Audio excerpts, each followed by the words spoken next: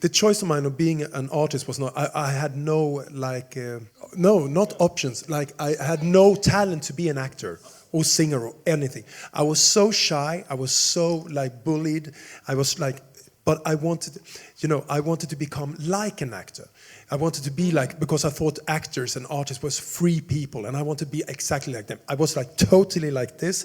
I didn't talk to anyone. I was like super shy and sometimes I can feel it still, but I became an actor because I wanted to be like an actor. I mean, I grew up on the countryside, as I talk about, and that was quite hard to be like me.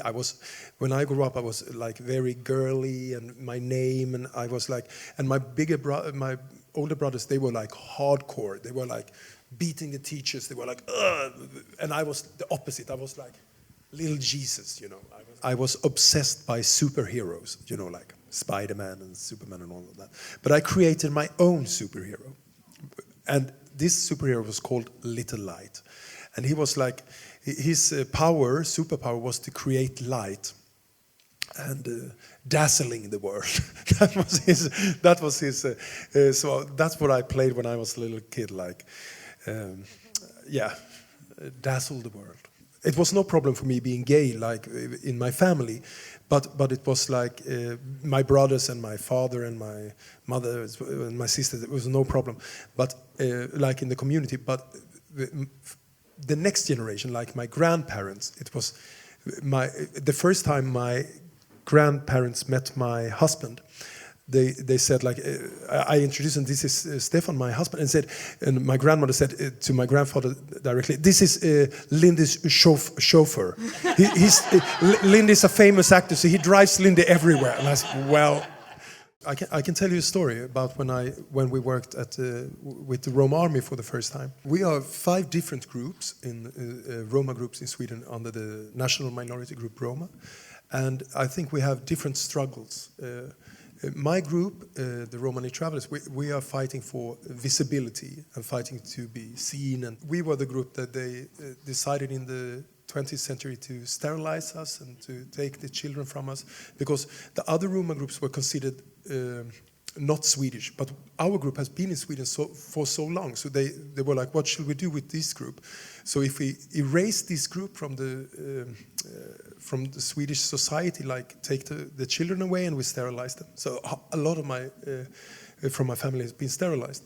And so that what happened with that was that we started to hide hide our culture and don't speak the language outside the group. When we started to work with Roma Army in Berlin, we were these Roma people from different countries, and our the biggest fight we had in this conflict we had in the group was about representation.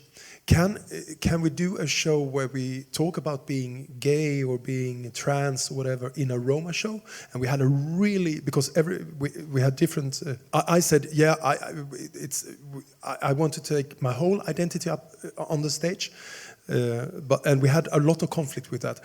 Some people in the performance thought that maybe it's better that we just talk about the Roma issue first and then maybe next show or whatever. But I said, so we had a big conflict, but it's turned out really, really good. This conflict, then we really had to ask ourselves, why are we doing this show, this Roma Army show?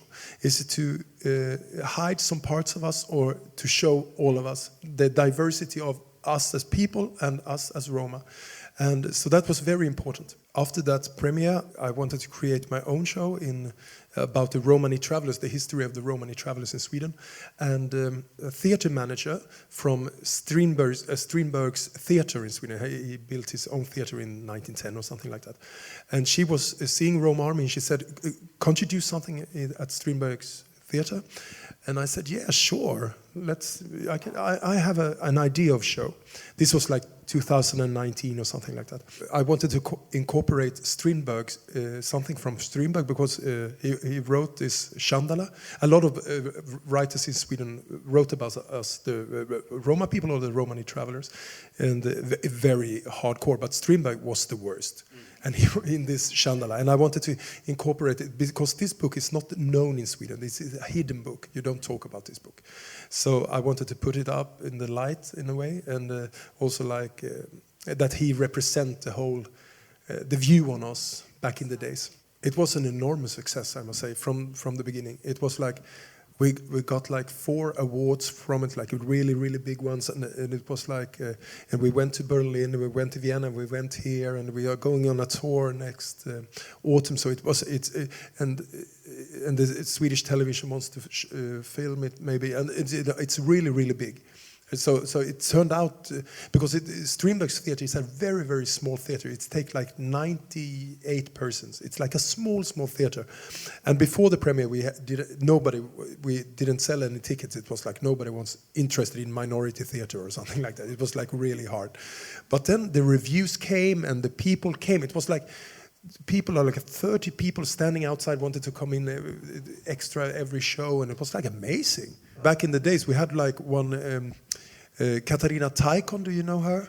She's like this icon, a Roma icon in Sweden, who was like doing a lot of. She also wrote a children's book called Katitzi that it's amazing, but she did a lot of things for the Roma people in Sweden. Like she was amazing. We got the prize, Katarina Taikon prize, for this. You got it. I got it, yeah.